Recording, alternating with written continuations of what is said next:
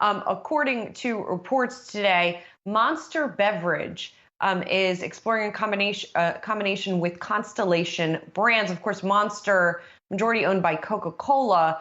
Not clear that this deal is going to happen, but it is sort of intriguing to market participants this morning.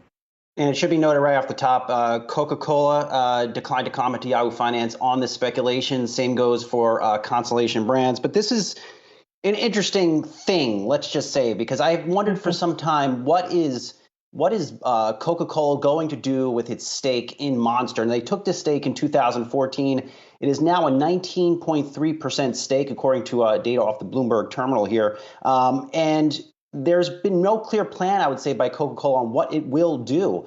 This is a transaction made under former Coca-Cola CEO Muhtar Kent, not made by James Quincy, the current CEO of Coke, by any stretch of the imagination here. And it is interesting. I'm not seeing any really Wall Street come out here and offer any quick takes on if this is good or bad. But for Constellation Brands, I think this would diversify them obviously more into a category they're not in. I have seen some chatter on Twitter. Perhaps Constellation Brands goes and starts making energy drinks with alcohol in it. I don't think that would be the focus here off the bat. This is more, I suspect, just getting to know the Constellation team, more than diversifying their business in a business that they are not in. Now, a head scratcher ultimately is Constellation Brands has their supplier network mostly in Mexico.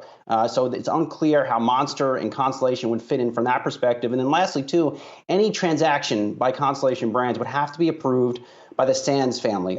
They control voting. They have a majority voting stake in Constellation Brands. So they have to approve any transaction, especially for a deal that could be upwards of $50 billion. A couple of reactions to that as well. The idea of putting energy drinks with alcohol, from what little I've seen this morning, regulators would not necessarily be amenable to that. They have not been in the past. And I've seen a little bit of analyst reaction, one from Stifel's Mark Astrachan, who said that a joint venture would make more sense than an actual tie-up in this case. He, as well as Ken Shea over at Bloomberg Intelligence, saying there really wouldn't be many synergies in this deal. And so from that perspective, also wouldn't necessarily make a lot of sense. So it seems like that there seems to be some consensus on that point. And as you point out, if the distribution channels are different, that also raises some questions here.